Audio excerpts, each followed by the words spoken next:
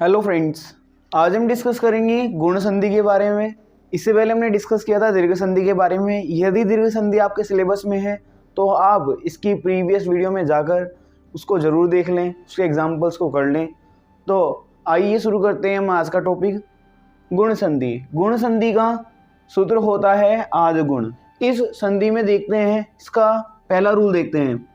सबसे पहला रूल ये है कि यदि पहले शब्द के अंत में ए या आ जाए, पहले शब्द के अंत में ए या आ जाए और दूसरे शब्द के अंत में हर्ष या दीर्घ ई दोनों में से कोई भी आ जाए, तो आपको दोनों ही दशाओं में क्या करना है, दोनों ही दशाओं में ए हो जाएगा, जिसकी मात्रा यह होती है।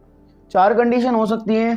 2 बार ऐसा हो सकता है कि पहले शब्द के अंत में ए आ जाए, और यह हो सकता है कि आपको पहले शब्द के अंत में आ देखने को मिले। ऐसा हो सकता है ए के साथ हर्ष ई हो या ए के साथ दीर्घ ई हो, ए आ के साथ हर्ष ई हो, आ के साथ दीर्घ ई हो। चारों ही कंडीशन में आंसर हमेशा आपका दीर्घ ई आएगा। तो आइए स्टूडेंट्स, हम इसके बारे में देखते हैं। महा प्लस ईश्वर, इस शब्द में देखेंगे हमें इसकी संधि करनी है।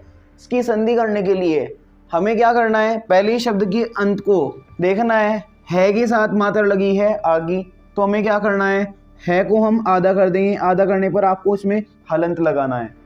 हलंत लगाने के बाद इसमें से आ को अलग निकाल दिया। आ को अलग निकालने के बाद आपको दूसरे शब्द की शुरुआत में देखना है। यहाँ पर आपको दिख रहा है दीर्घ ई, इसके बाद बचता है स्व, इसको हम अलग लिखते हैं। अब देखेंगे आ के बाद ई है, आ के बाद ई होगा, तो आपको क्या करना है, सॉरी गाइस ये गलती हो गया था, इसको सही कर लें। ये ऐसे हो जाएगा, ये तो इसका ए हो जाएगा, तो यहाँ पर ए हो जाना है। ये ए से पहले है, अर्ध है, आधा है, तो ए की मात्रा है पर लग जाएगी, तो ये हो जाएगा महे। बाद में बचा हुआ है स्वर, तो आपका आंसर आ गया है महेश्वर। तो गाइज ये इस तरह से महा प्लस ईश्वर का महेश्वर हो चुका है। कुछ मैं एग्जाम्पल्स यहाँ पर बोर्ड पर लिख रहा हूँ और आपको उनको वीडियो को पॉज करके या स्क्रीनशॉट लेकर उनको नोट कर लेना है और उनको सोल्व करके देखना है। तो स्टूडेंट्स लगभग 20 मैंने एग्जाम्पल्स यहाँ पर लिख दिए हैं। 20 क्वेश्चंस को मैंने यहाँ पर लिख दिया है। ये 20 क्वेश्चंस के लिए मैं आपको ये कहूँगा कि आप इसको पहले नोट करें कॉपी में नोट कर इसको इसी तरीके से आप इसको सोल्व करके देखें। जब आपके ये सोल्व हो जाए अच्छे से, तभी आप माने कि आपसे संधि करनी आ गई है। बिल्कुल भी लापरवाही न बरतें। इसके बाद हम पढ़ते हैं इसके दूसरे रूल को। तो स्टूडेंट्स इसके दूसरे रूल को डिस्कस करते हैं। इसका दूसरा रूल ये कहता है कि यदि पहले शब्द के अंत में आपको ए या आ मिल जाए और दूसरे शब्द के शुरू में आपको हर्ष या दीर्घ ऊ मिल जाए, दोनों का ही जो योग होगा, इन दोनों की योग से हमेशा ओ बनेगा, जिसकी मात्रा यह लगती है।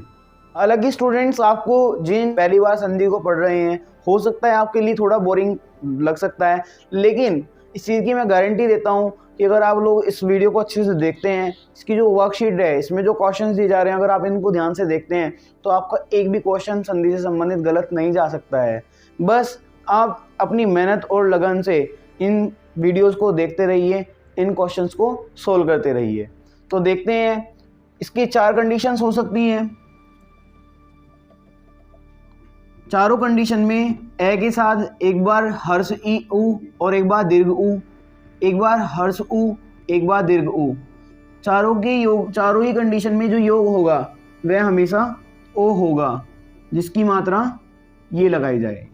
इसका एग्जाम्पल देखते हैं स्टूडेंट्स। इसका एग्जाम्पल है चंद्र प्लस उदय।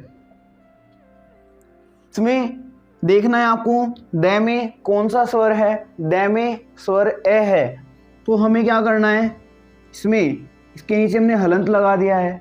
हालांकि ऐसा पॉसिबल नहीं है, द भी आधा हो गया है, रे भी आधा हो गया है, लेकिन समझने के लिए आप इसको ऐसे ही लिखें। इसमें हमें साथ में लिखना है ए, क्योंकि हमने हलंत लगाकर ए को अलग निकाल लिया है।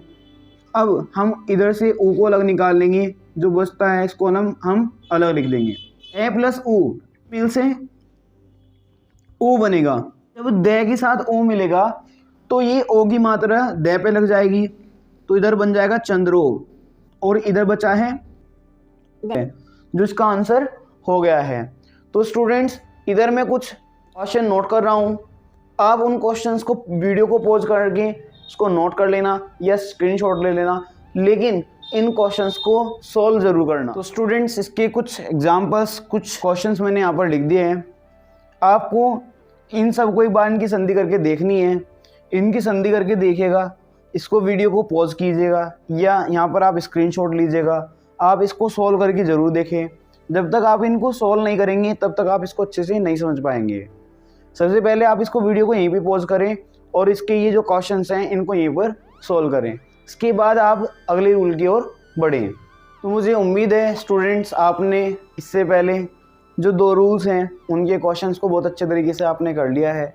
अब हम इसके तीसरे रूल की ओर बढ़ते हैं। तीसरा रूल इसका ये कहता है कि यदि पहले शब्द के अंत में आपको ए या आ मिल जाए और दूसरे शब्द के शुरू में आपको री मिल जाए। तो स्टूडेंट्स, इसका तीसरा रूल ये कहता है कि यदि पहले शब्द के अंत में ए या आ मिल जाए और दूसरे शब्द के शुरू में आपको री मिल जाए, तो दोनों के योग से हमेशा क्या बनेगा, ये बनेगा अर। 2 ही कंडीशन हो सकती हैं, ए के साथ री आ सकता है या फिर आ के साथ री आ सकता है। दोनों ही कंडीशन में हमेशा आपको देखने को मिलेगा अर। कि एग्जाम्पल को देखते हैं, देव प्लस ऋषि। आपको क्या करना है, सबसे पहले शब्द के अंत को देखना है। पहले शब्द के अंत में देखना है कि कोई भी मात्रा नहीं है, तो आपको उसके नीचे हलंत लगा देना है। जब भी किसी वर्ण पर कोई मात्रा नहीं होगी, उसके साथ आप जानते हैं कि कौन सा स्वर होता है, उसके साथ स्वर ए होता है। के बाद आप देखेंगे दूसरे शब्द की शुरुआत में री देखने को मिल रहा है। जो बचा है हमने इसको शेष को इधर लिख दिया है। अब आप देख रहे हैं ए प्लस री का परिणाम अर होता है। अब आपको करना ये है कि देखेंगे वह आधा है और ए है इसके बाद, तो ये वह तो पूरा हो जाएगा और ये आपका आधा रह जाएगा और ये ऐसे। लेकिन आपने इसको कभी ऐसे लिखा हुआ नहीं देखा होगा। जब भी रह आधा होता है तो वह अगले वर्ण के ऊपर लग जाता है। तो आपका इसका सही आंसर क्या होगा, देवर्षि, जो कि रह आपका ऊपर लिखा जाए। कुछ एग्जाम्पल्स मैं साथ साथ लिख रहा हूँ जो आपको करके देखने हैं।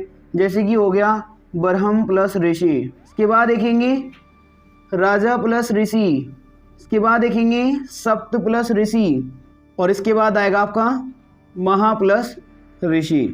इन 4 एग्जाम्पल्स को आपको करके देखना है। इन 4 एग्जाम्पल्स को आप जब करके देखेंगे तो आपको यह रूल भी अच्छे से समझ आएगा। और यदि आप इन सारे के सारे एग्जाम्पल्स को कर लेते हैं तो आपको गुण संधि आराम से आ जाएगी, आप इसको अच्छे से समझ जाएंगे। ये थी आपकी गुण संधि के 3 रूल्स। मुझे उम्मीद है कि आप इसको बहुत अच्छे तरीके से समझ गए होंगे।